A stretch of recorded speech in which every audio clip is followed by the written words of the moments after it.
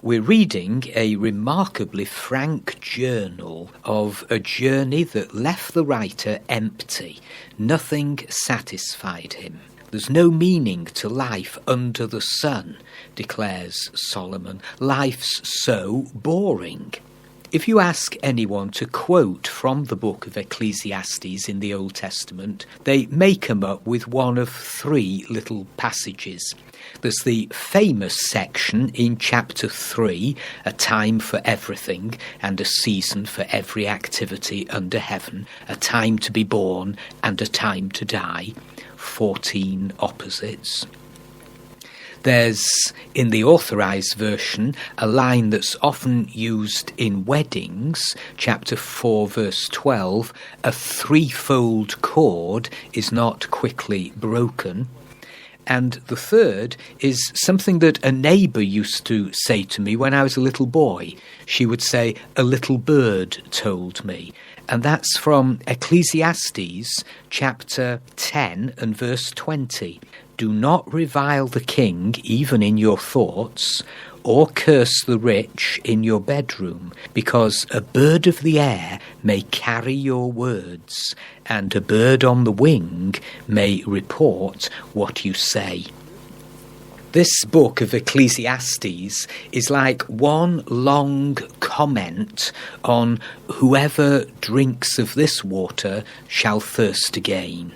The chief design of the book is to test things in order to prove how inadequate they are to satisfy the deepest and truest longings of the human heart.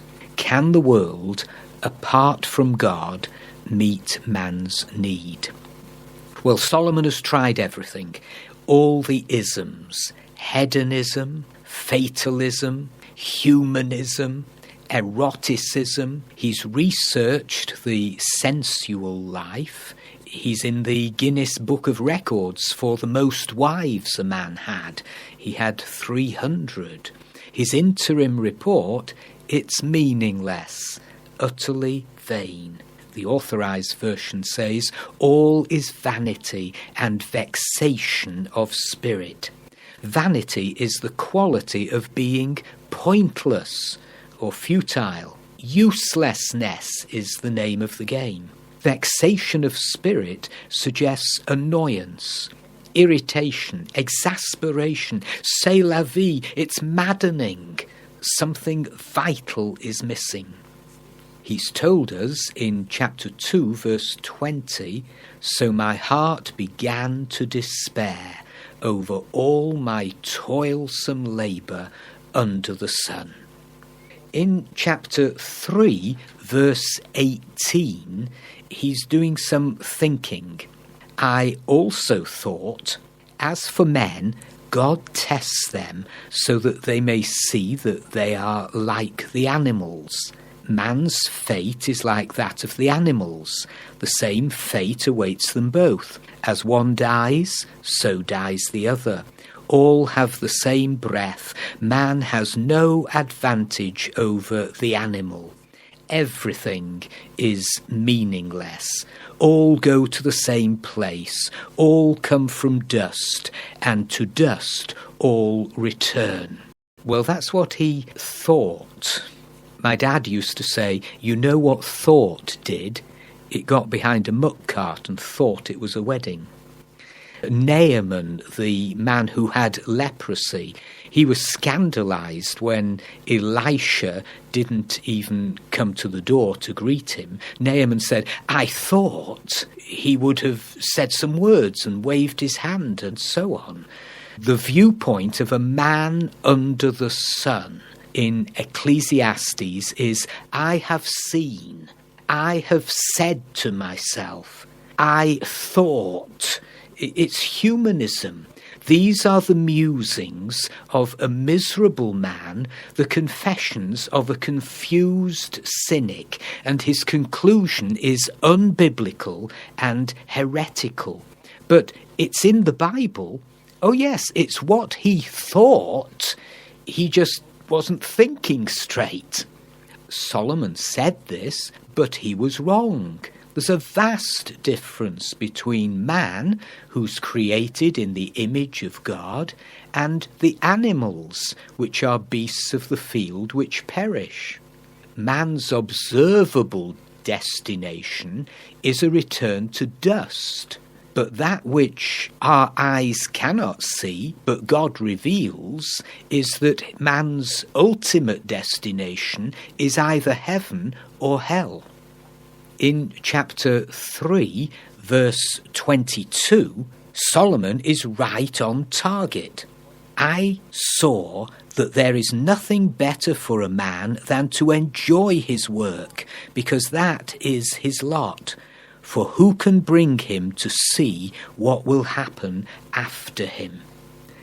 He's just finished spouting heresy. When glum, we can lose our perspective. And then suddenly he has a flash of insight. All his observations lack vertical perspective, and therefore his conclusions are humanistic, until suddenly there is a flash of insight, and it's no longer vanity.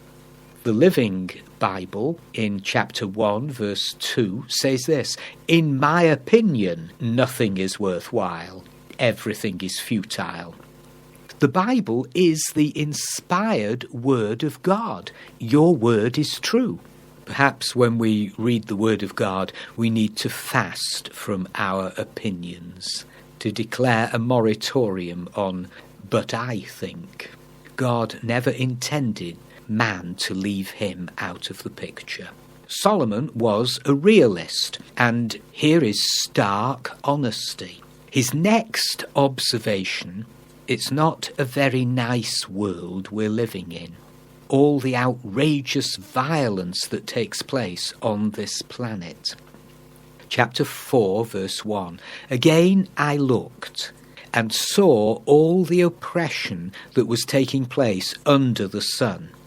I saw the tears of the oppressed, and they have no comforter.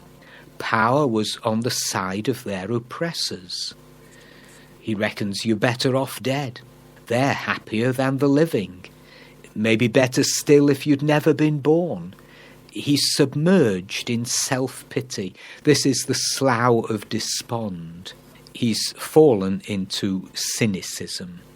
But the truth is, you can become significantly used by God if you refuse to let your disadvantages turn you into a cynic.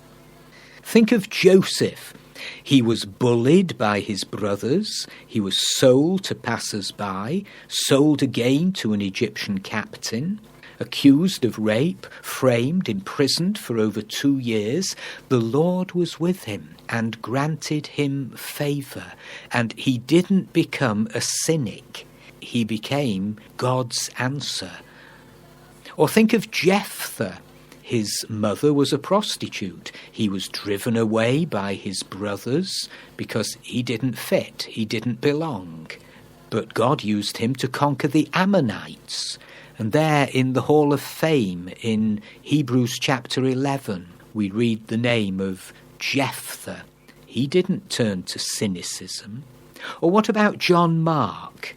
He failed big time on the first missionary journey. He cut and run and cleared off home.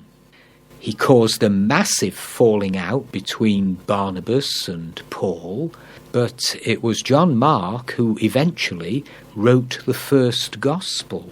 He didn't end his days in cynicism.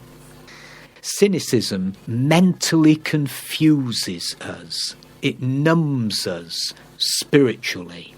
We have the strange idea that it's the world that gives us real enjoyment, and God's the one who clubs us when we have fun. That's another of Satan's lies. If you don't have Christ in the nucleus of your plans, you're facing endless miles of bad road. If you remove God, then you remove enjoyment, purpose, direction, meaning, and anything eternal connected with life. There's nothing down here under the sun that gives us a sense of lasting satisfaction. And it is planned that way. How else would we realise our need for the living God? Chapter 3, verse 11. He has set eternity in the hearts of men. He makes everybody curious. Without that curiosity, we'd never discover there is a God.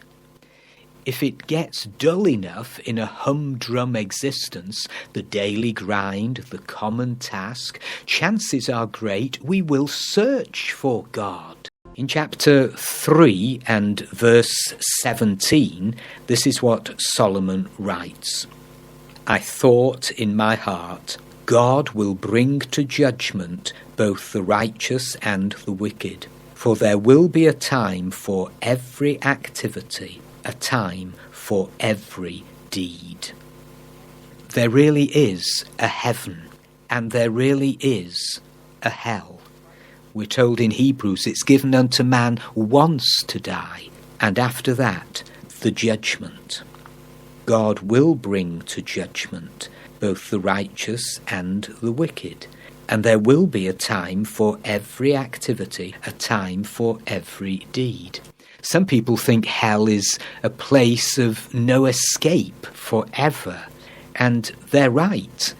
But others think that there'll be parties in hell. They think they'll enjoy their friends there. Hell is a place of utter loneliness and hopelessness.